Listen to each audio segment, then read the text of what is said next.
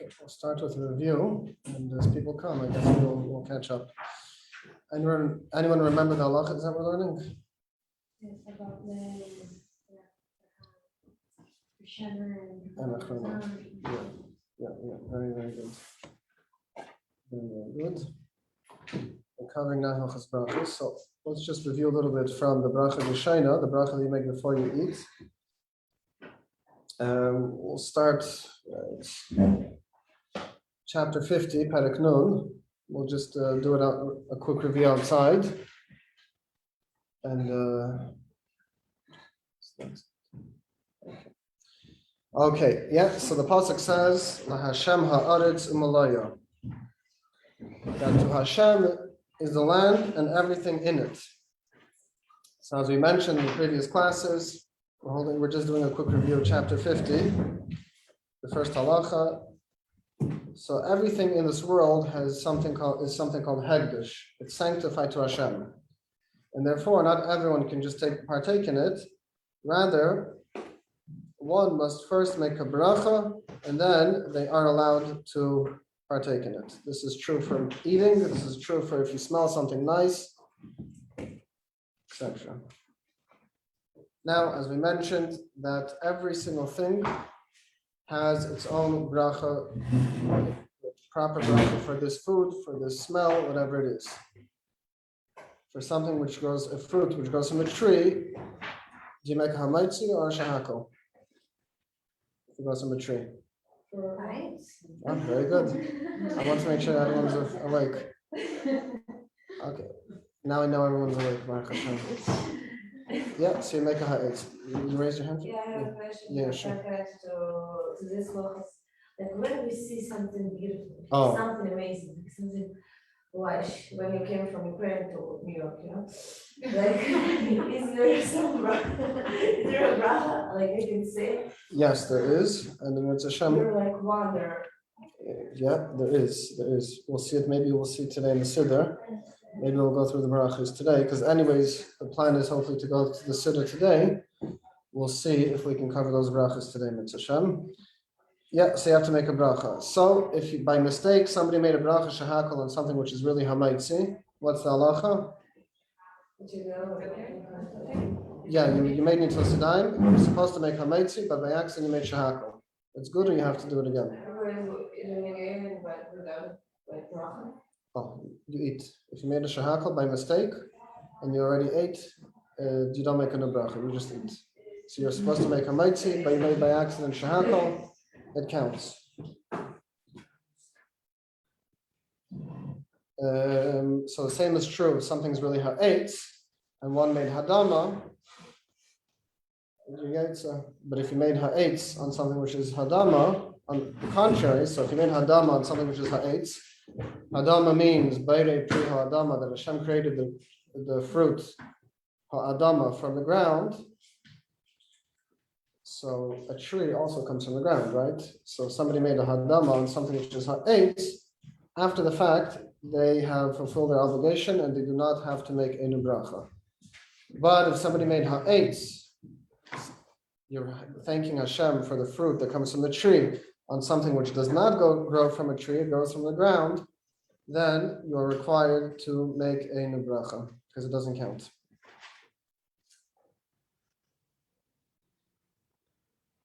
As mentioned, when you make a bracha, you have to hold the object, the food, in your right hand. If you didn't hold it in your right hand, but it was in front of you at the time that you made the bracha, like for example, this cup of water, I didn't hold it, but it's in front of me, and if I made a shahakal, I fulfilled my obligation. But if it was completely not in front of me, let's say we sat down for a meal, they didn't even bring the food out, and somebody made a bracha, it does not count, and one has to make a bracha once the food is brought to them. Okay. Now I'm going to ask a question. Somebody they're having grapes. They have a whole bunch of grapes in their bowl. They took one grape, they made a bracha, and it flew away. This grape is no longer there, it's gone. I want to eat the rest of the grapes. What do? Do I make a bracha? I do not make a bracha. That's correct. You do not make a new bracha, being that you had the grapes in front of you. And as we mentioned, that if the grapes are in front of you, that counts. We're just doing a review. We didn't learn anything new yet. Very good. Now, somebody made a bracha. Can they wait a little bit before they eat? They said a shahakol, they made a hamaitzi, whatever it is. Can they just wait around, sit around, or do they have to eat right away? Eat right away? What happens if somebody spoke? Oh, what happens if they spoke but something which is related to the food? Let's say they made hamaitzi and please bring the salt. Correct. You do not make a new bracha.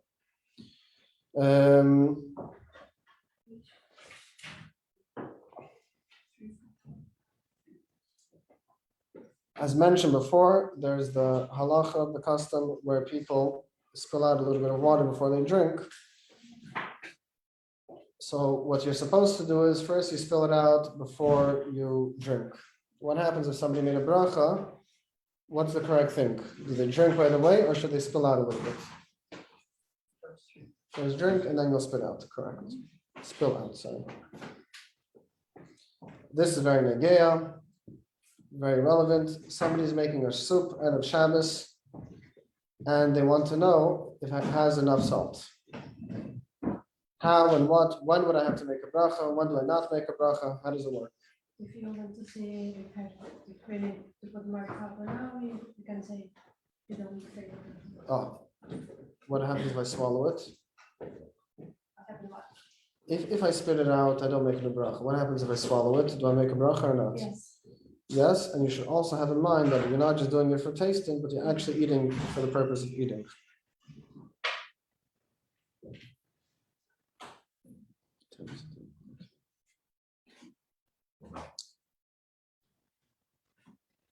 What happens?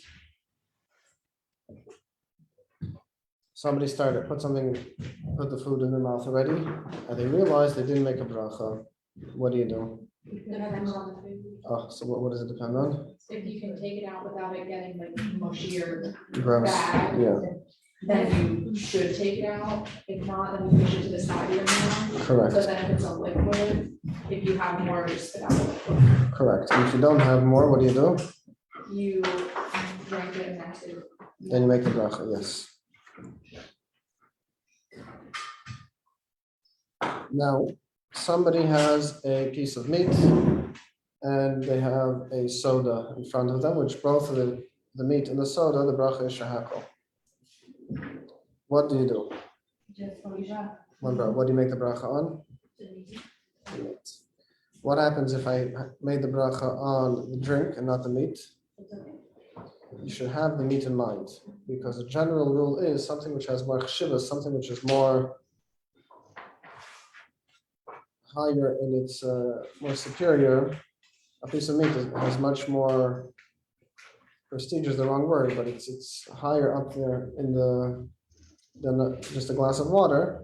So anything which is made on a bracha which is higher in its standing includes automatically the food which is lower.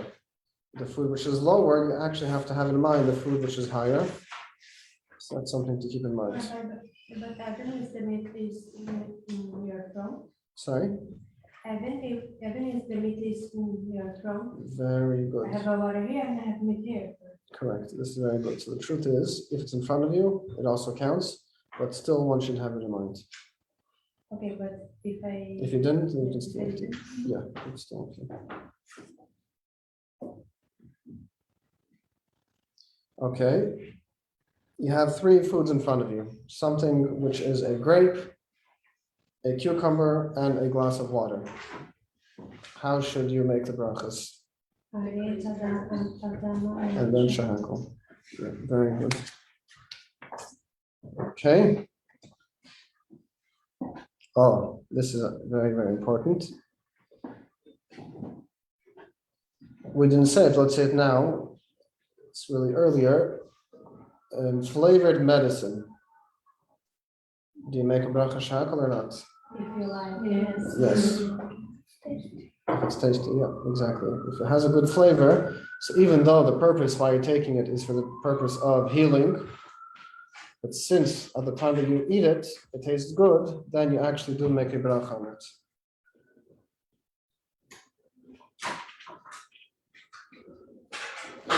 Somebody made a bracha shahakal in this room, and then they decided, you know what, I want to go sit and study in the next room over. Do you have to make a bracha? Yeah, but the Unless you had bracha, Unless you had in mind, correct. but the bracha is the same, no? Yes, the bracha is the same.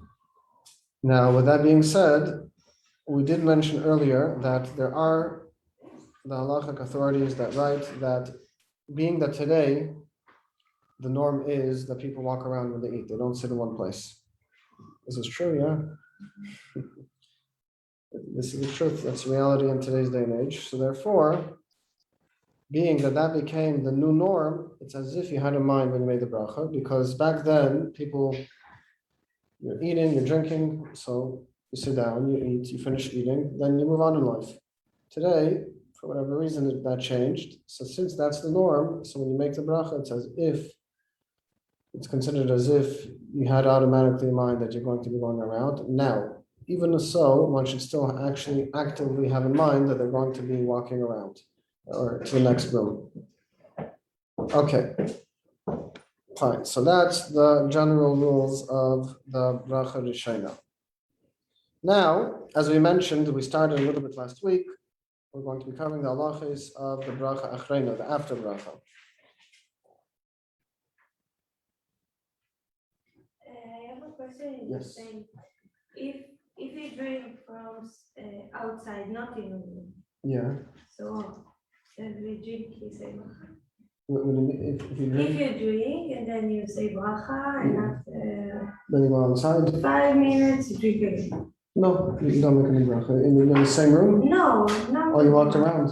Yeah, you travel, you go. Oh, yeah, you should make a new one. Yeah, if you're traveling, if you go out, if you switch your place, yeah, you should make a new bracha. But if you walk In the Or same if you just city. go outside and you're walking Are you saying outside? outside and you walk, Okay, so if you're having in mind that you're going for a walk, it's fine. You don't for make any how bracha. long the bracha is still okay? The bracha is still okay until, if you didn't, so we mentioned earlier, it depends on the bracha achrona. We'll see in the next chapter, and that's going to answer this question When you also. say bracha achrona, Or when there's already a chiyuv to make a bracha achrona, then you have to make a new bracha rishona. That's a very good question. okay. We're going to see. Very, very good. Okay. So this is actually a perfect example. We see that the brachas, the halachas of the brachas they make before and the brachas they make after are very, very connected. That's why it's important to learn both of them together, because in many instances they go together, and many instances they actually have very similar rules. So we're holding now chapter 51, Perek Nun Aleph, the Klalim Bivracha Achrena Ubayit Hazvav Seifim.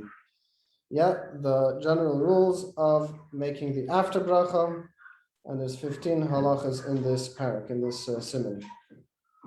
Let's read inside, and then we'll translate. Al peris elon, on the fruits that grow from a tree, chutz mishivas aminim, al kol peris ha'adama v'yirakis v'chol davar she'ein gidula min ha'aretz v'varech la'achareim beirei nefashes v'chulu v'afilo achal v'shasa nifta b'vracha achas. Now, as mentioned, there's many things, many types of food, right? Now, when it comes to bracha achrona, many different foods that they may be different in the bracha rishona, they have the same bracha achrona.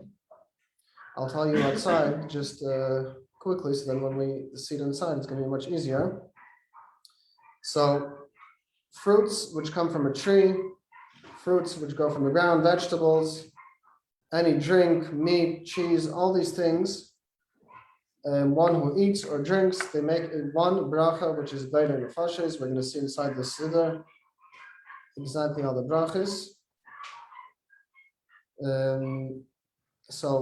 But if you look at it, a fruit which goes from a tree and a fruit that grows from the ground, it's two different bracha b'shena. One is ha'etz, one is hadama. Nevertheless, the bracha achrona is still beirei nefashes. You still make the same bracha afterwards. The exclusion to these rules are something which is from the Shivas Haminim, that the pasuk tells us that Eretz Yisrael was praised for the produce that it gives. So because certain foods, the Torah tells us specifically that this is what Eretz Yisrael is known for, therefore Chazal, the Chachamim, instituted a special bracha for them. Base, let's see this inside. Bracha achreina v'chein berachos hamazon ein mevarchen ela im kein achal kishir dehainu kazais. The after bracha or benching berachos hamazon, one does not make unless they had at least a kazais. As mentioned last time, the small matchboxes or a cup, a l'chaim cup, if you stuff that with the food, that is the size of a kazais. Mashkin yesh emrim de enen yichayv bevracha achrena el im kein shasa revius yesh emrim de gam al mashkin im shasa kazayis chayv bevracha achrena v'chein latzes midei sveika yesh lizar shleilishis ela pachis mekazayis oy revius ve'en chilek ben yain sarv l'sham mashkin. Now, when it comes to drinks, there's two opinions. One is a revius, which is 2.8 fluid ounces. I didn't bring the chart. I'm going to Hamir Hashem today. I want to see if they have because I only saw so far the English one. I want to see if they have the Lubavitcher one to make the copies. It's 2.8 fluid ounces. So that's one opinion. Another opinion quoted here is no, you also make a kazayis. If you fill up a matchbox of liquid, that itself is enough to make a bracha achrena. However, the halacha is over here that you only make a bracha achrena after drinking a revius, which is 2.8 fluid ounces. So, Eretz Hashem, the chart we're going to break. Now, that's for regular food. But there is an opinion that says, which is the next halacha, that if you are eating something which is called kibriyasei, that Hashem created a whole thing. So there are those that say, being that this was created whole, it's complete, the way that Hashem created it, even though it's less than a kazayis, you cannot fit it into a matchbox, it's much less.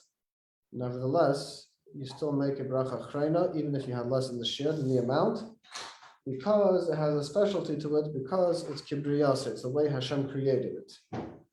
Now, the halacha is, in actuality, halacha l'maisa, and what we do not recite a bracha achrena, an after blessing, if one ate less than a kazayas. This includes if you're eating something which is whole and complete, just the way like Hashem created it. Let's see it inside.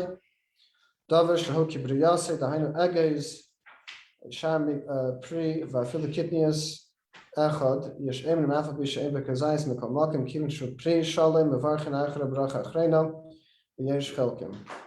Right, so any small little fruit, a nut, a walnut, a peanut, whatever it is, something which is whole, the way Hashem created it, there are those that say that itself is enough to deserve a bracha achrena on its own right without having to eat a kazayas, the amount for a matchbox. Then there are those that disagree, and in practice, the halacha is you should not be a shchelkin. In order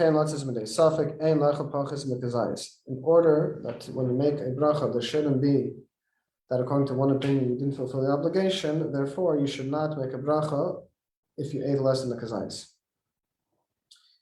Now, this is very important to point out that even those who follow the opinion that something which is kibriyasei, that the way Hashem created it, even according to them, if this thing was split, it broke, now it's in two pieces, it no longer can you make a bracha achrena just on that, because it's not the way Hashem created it anymore. It's now nechlak, it's now split, and therefore you'd have to have a kazayis. So im nischalak hadavar kedem achila batel mimenu hachashivusei v'lekol yalma in v'varchan Allah bracha achrena b'fachis mekazayis. So in practicality, what we learn from this halacha is the exact same thing we learned in the previous halacha. No matter what, when you eat something, in order to make a bracha achrena, you should always be careful to have a kazayas.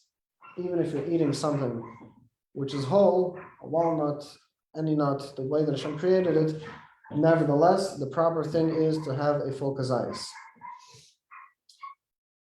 And in this halacha, actually, we see a big foundation when it comes to the halachas, the laws pertaining to berachos.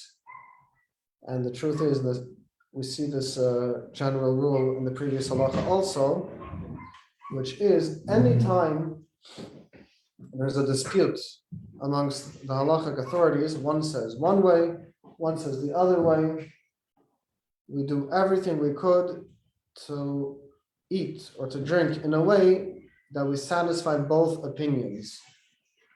Because there's a klal, there's a general rule that safek brachos lahakol. If one doesn't know if they have to make a bracha or not, then the halacha is you should not make a bracha. And that's why, as we mentioned earlier, if somebody doesn't know the food that they're eating, they were brought an exotic food, there's no ingredients list, you can't find it on Google, you have no idea what you're eating. You know it's kosher, but you don't know more than that. The halacha is, what's halacha? What bracha do you make? Shakol. Why? Because if you make, let's say ha'etz, you think it's ha'etz, but you got it wrong, it's not actually ha'etz, that's much worse than if you make a shahakol. So even if it's not really shahakol, but at least at the end of the day, we said if you make a shahakol on the wrong food, you still fulfill your obligation. So that's why when it comes to brachas, we always try to be careful to include as many opinions as we could and not to make a bracha for no reason.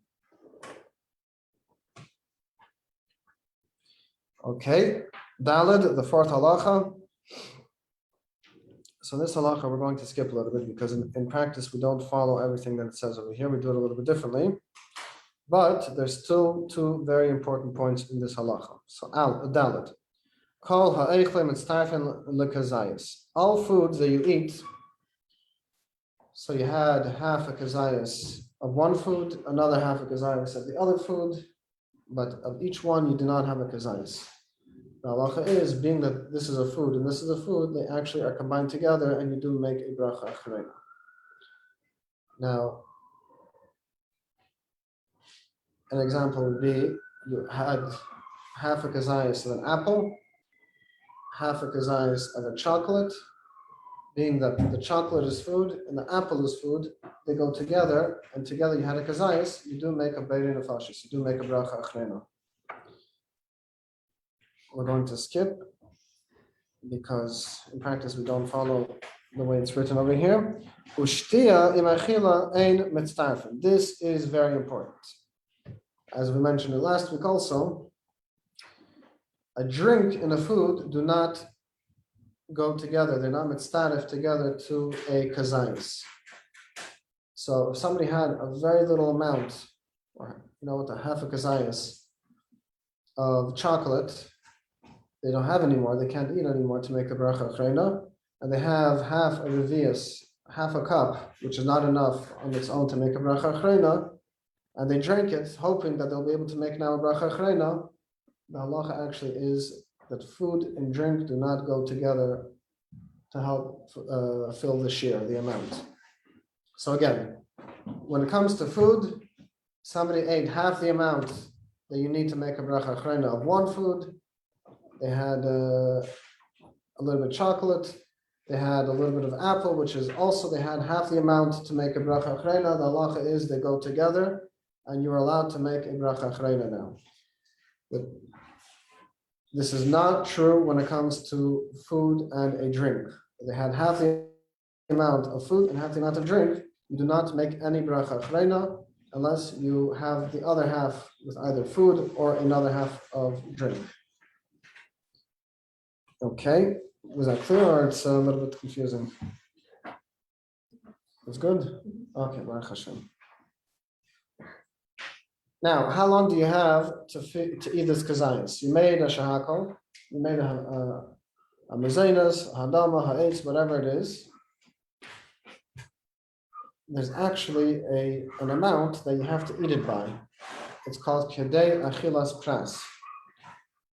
The Torah considers kedei achilas pras, that's called eating. Anything more than that, if it takes you longer to eat the amount more than this time, So according to Halacha, this is not considered eating, meaning you practically ate, but it's not considered eating in order to make a bracha achreina. So let's see. Inside, hey achal kachatzi zayis l'shaha v'chazer v'achal kachatzi zayis. You ate half a kazayis. You waited and you ate another kazayis, half a kazayis. Sorry. Im mitchilas ha'achila harishena ad seif ha'achila lo'yhaya zman yeser ki im kedei chilas pras. It's tarfin shtei ha'achilas mevarich bracha achreina. Avol im shaha yeser ein mitztarfin. V'shtia fil shah pachas misa ein mitztarfin. Okay. Now, as we just mentioned outside, you made a bracha shahakol. You started eating your chocolate. Yeah, that's what you usually do after you make a bracha. You eat. Somebody calls you and says, "Hi, how are you? Wow, you won't believe it. This thing happened. You won't believe it. I was accepted to this or this person that." Okay. You hang up the phone and you realize, oh no, this phone call was 10 minutes and I didn't have a kazai set of my chocolate. Can you make a bracha achreina? Depends the time of you can eat bread or Oh, so 10 minutes is already too late. If you're speaking on the phone for 10 minutes and you didn't eat within the time, the kazayas, then you do not make a bracha achreina. Now, there's different opinions on how long kedei achilas pras this amount is. Some say 2 minutes, 3 minutes, 4 minutes, 7 minutes, 9 minutes, but 9 minutes is a cutoff point. So 10 minutes is already too much. So if you got off the phone and you saw, oh wow, the phone conversation was 4 minutes, you're still fine. You can still eat and make a bracha achreina.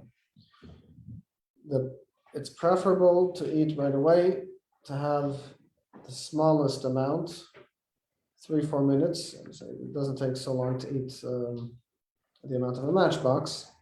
So the best thing is to finish the kazayas and then go back to the conversation, and then you can make a bracha achreina with no problem at all. Now the Kitzur Shulchan Aruch, he writes, "B'shtia afilu shaha pachis meza ein mitztarfin."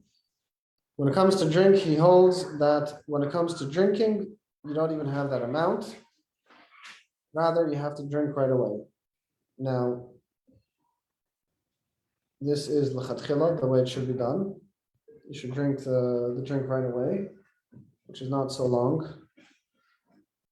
After the fact, if somebody waited up to 9 minutes, they can still make a bracha achreina on the drink too. Now, the next halacha is also very, very practical.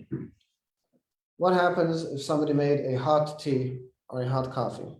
This is ma'asim chol yom. Every single day, a person who drinks tea or coffee, they run into this issue. Can you make a bracha achreina or not?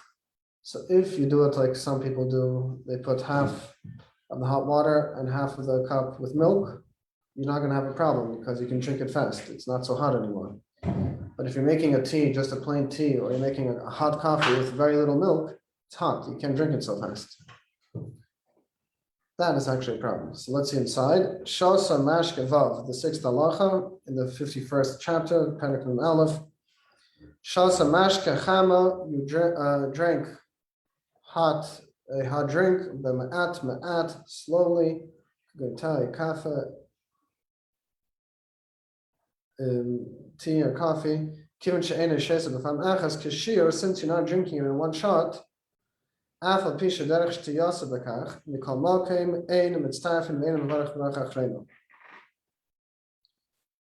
so, as we mentioned earlier, sometimes if the norm is to do something, that actually affects the halacha. Like we said, that if somebody has in mind to walk around when they're eating, walk to the next room, that helps. If they didn't have in mind, some say that being the norm is to walk around, so you don't actually have to have in mind. The very fact that that's the norm helps you to walk to the other room without having to make a new bracha. Over here, we don't apply the rule of that's the norm. What does that mean? It means there's not one person who's going to drink, I don't want to say not one person, but the norm is definitely not to drink your coffee, which is hot, or your tea, which is hot, in one shot or in 2 sips. No normal person can do that. It's hot. It's going to hurt you. It's going to burn you, right? So automatically, it takes more time to drink a hot coffee or a hot tea.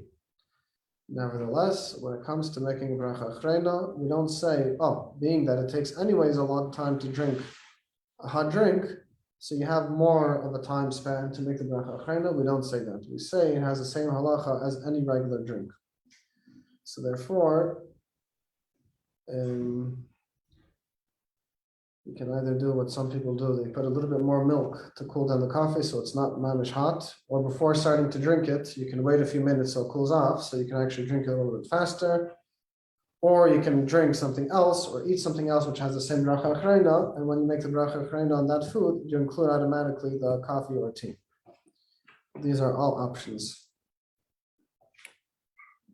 You can't make a bracha before on the food and drink together, but you can make the bracha achrona on food and drink together. Yes, one bracha. So even though one food is ha'etz and one food is shahakol, so you cannot make a shahakol l'chatchila on the food which is ha'etz, but for the bracha achrena, you do include both of them in one bracha. Yes, so that is something which is unique to the bracha achrena.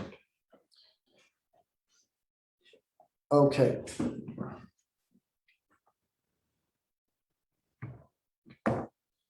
Zayin. Now, as we mentioned in the first halacha, there are things that the Torah praised Eretz Yisrael for. That it has a lot of good produce that is specifically in Eretz Yisrael. And because of that, we actually make a special bracha, achrena, on these foods because of their superiority, so to speak, because the Torah specifically praised Eretz Yisrael for. So let's see it inside. Zayin, b'shiva minim nishtamcha Eretz Yisrael. There's 7 types of food that Eretz Yisrael was praised for. Dichsiv, Eretz chita usa'era v'gefen u'te'ena v'rimein Eretz zayis shemen udvash. The pasuk actually spells out the special things that Eretz Yisrael was praised for, which is Eretz chita. Chita is a wheat. Sa'era, barley. Gefen is grape, which is speaking about wine. Te'ena, a fig. V'rimein, a pomegranate. Eretz zayis shemen udvash, the land of olives. Shemen is oil. Udvash is milk. And afterwards, the pasuk continues and says, "Eretz ashaloi b'miskenus techel ba lechem v'gemer, v'chalta v'savata v'virachta v'gemer." There's no lack in Eretz Yisrael, right? The Torah is telling you you're going to eat, you're going to be satisfied, and then u'virachta, and you bless Hashem afterwards. V'kiven shebelechem muvor b'Torah v'chalta v'savata v'virachta, and since the Torah clearly tells us when it comes to bread, it says, "Ve'ochalta v'savata uveirachta," you will eat, you will be satiated, uveirachta, and then you have to make a bracha. Lachein, therefore, halechem mechameshes minei dagon, on the bread which is made from the 5 types of dagon, which we'll see what that is. Shein chita sa'era, wheat and barley. Hamufurashin, which the Torah tells us explicitly. We're going to see in a second. Kusmin, which is spelt, Shibei Leshual, which is oats, and Shifen, which is rye. Shem Gamkein, Nechlalan Bechito Se'era, Mevarchin Acharav Birkas Hamazin. Shehen Sholish Braches Shleimes, Vegam Birkas Hateva Vahametiv. So,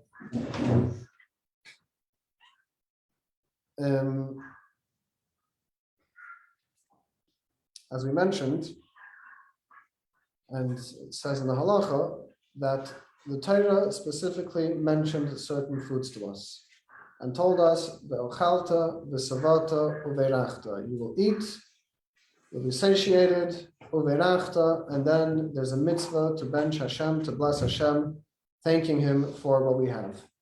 And being that the Torah specifically mentioned chita usa'era, wheat and barley, we see it extends to other 5 types of wheat, but we'll get there in a second. So automatically, any bread that we eat, we have to make a special bracha, which this is Birkat HaMazon. Birchas HaMazon, yeah? There's a special benching that we do. And this is because the Torah tells us explicitly that these are the produce that one eats, they're satiated, and they have to thank Hashem for. Aval, kol she'eni lechem gomer. This is all when it comes to lechem gomer, to bread. Something which is not, what is it? Something which is not bread, but it's a type of a mezainus, it's a type of a wheat snack, a cookie, whatever it is, crackers. The hainu on the grape, which means over here wine. The gamma novim, the actual grapes themselves, ben lachem, ben yaveshin, ben gedolim, ben ketanim. U'te'enim, figs, v'rimeinim, pomegranates, v'zeisim, olives, tamarim, dates, shem dvash, ha'amr b'Torah.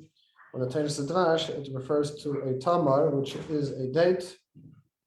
L'fish mehem zava dvash, al kol elu mevarchem bracha achrena bracha achas neim shalish shehi keilalas b'kitzur hashalish brachas v'gam hateva meitiv shebeberchas hamazon. Okay, let's say that outside.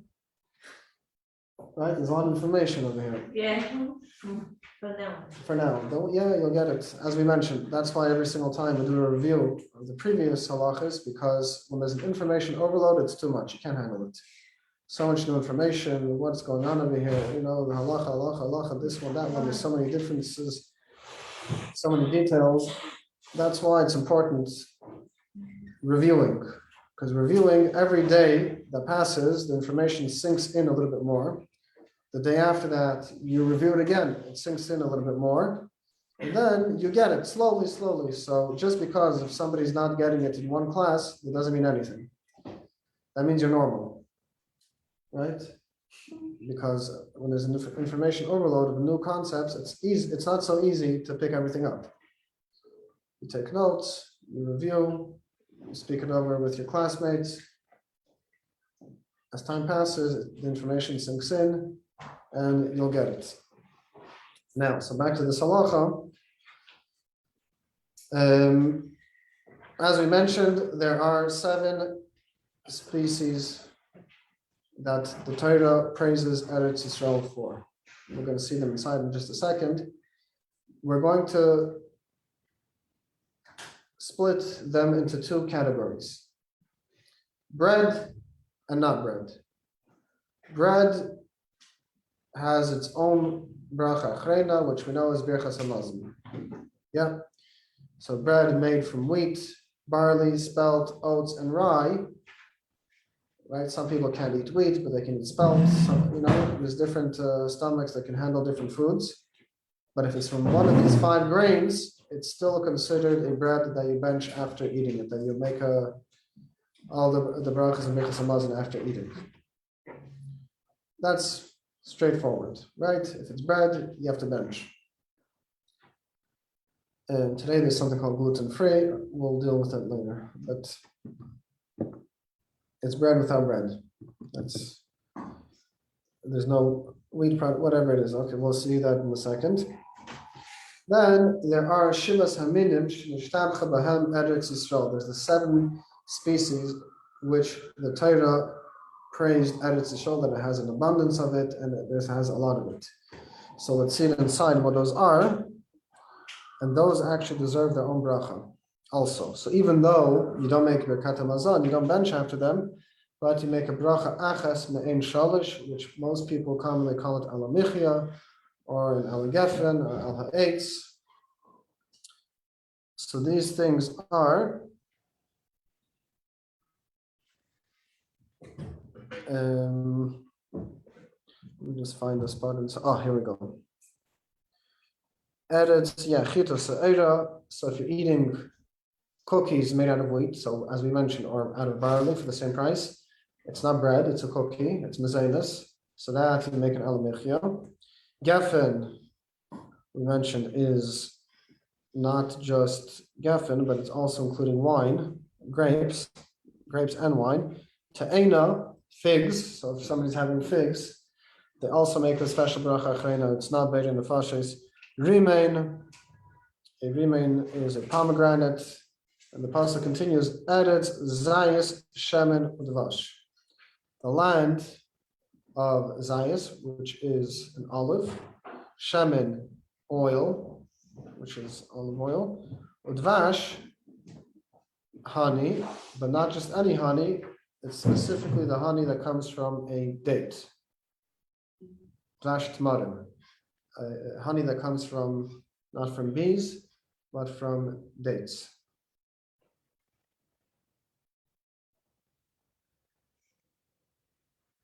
Okay, it's actually 10 o'clock now. We didn't do a review. Okay, so Mitzvah Shem tomorrow, hopefully, we will finish this paddock.